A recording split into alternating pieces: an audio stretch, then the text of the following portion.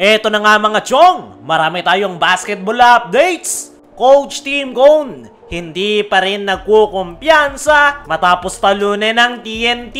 Brandon Ganuelas Roser may sinabi matapos ma-thrown out. Isususpindi nga ba ng PBA? Kagabi nga sa naging bakbakan ng Barangay Ginebra at TNT Tropang Giga ay sa simula pa lang, dominanteng Ginebra agad yung nagpakita. Kaya naman, nang balya na si Brandon Ganuelas Roser at ang pinakamalala nitong ginawa ay siniko nga nito sa ulo si Troy Rosario.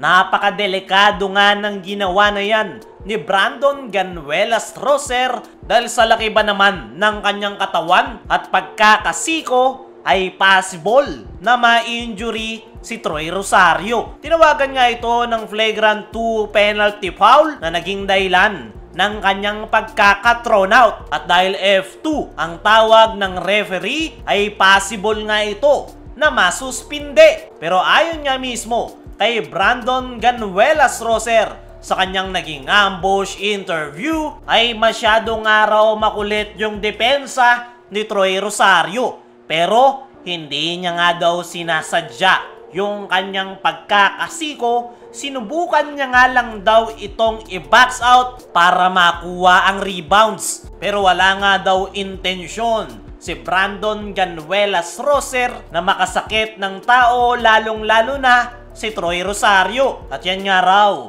yung hindi niya maintindihan kung bakit siya na-thrown out. Hindi naman daw masyadong malakas yung kanyang pagkakasiko. Para sa akin mga chong, ay hindi man sadya yung ginawa ni Brandon Ganuelas Roser, ay napakadelikado nga ng kanyang ginawa. Dahil gaya ng sabi natin kanina, possible na ma-injured si Troy Rosario dahil yung ulo at leeg nga nito yung kanyang tinamaan. Napakadelikadong part nga yan ng katawan, kaya hindi na ako nagulat na na-thrown out etong si Brandon Ganuelas Roser.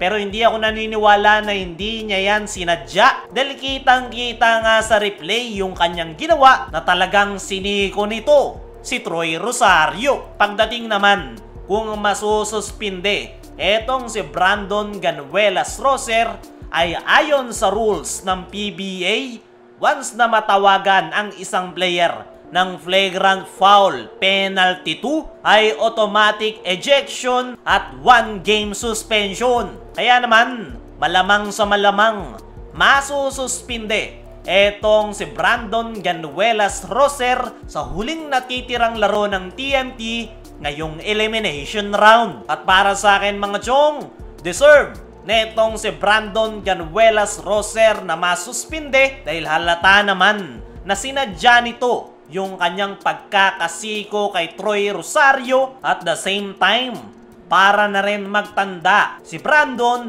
at hindi niya na ulitin pa yung kanyang ginawa. Humingi naman ng tawad etong si Brandon Ganuelas Roser kay Troy Rosario at talagang pinipilit nito na hindi niya sinadya ang kanyang pagkakasiko. Pero tignan na lang natin kung ano yung magiging aksyon ni Gume Marcial sa ginawa ni Brandon Ganuelas Roser kay Troy Rosario. Pero malamang sa malamang ay masususpinde ang nasabing big man. Kayo mga chong, ano sa tingin nyo? Dapat bang masuspinde si Brandon Ganuelas Roser?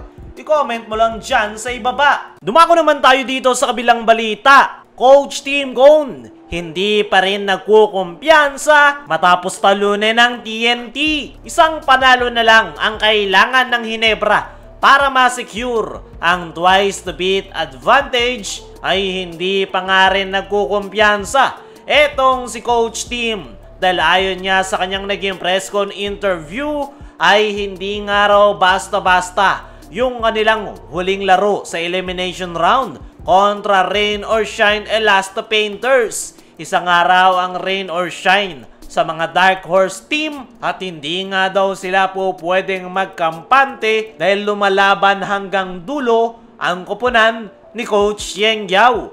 Nabanggit pa nga na itong si Coach Tim na kailangan daw nilang ipakita yung kanilang todong performance kontra rain or shine kung gusto nilang ma-secure ang top 4 at makuha ang twice to beat advantage. So ngayon ay masaya si Coach Team sa pagkakapanalo nila kontra TNT Tropang Giga. Pero wala nga raw silang panahon para magsaya dahil kailangan nga raw nila agad bumalik sa kanilang team practice at paghahandaan yung kanilang huling laro ngayong elimination round kontra Rain or Shine Elasto Painters dahil napaka-importante nga niyan dahil dyan daw nakasalalay yung kanilang pag-asa na makuha ang twice to beat at the same time dyan nga rin daw sila kukuha ng momentum na kanilang dadalhin pagpasok ng quarterfinals. Para sa akin mga chong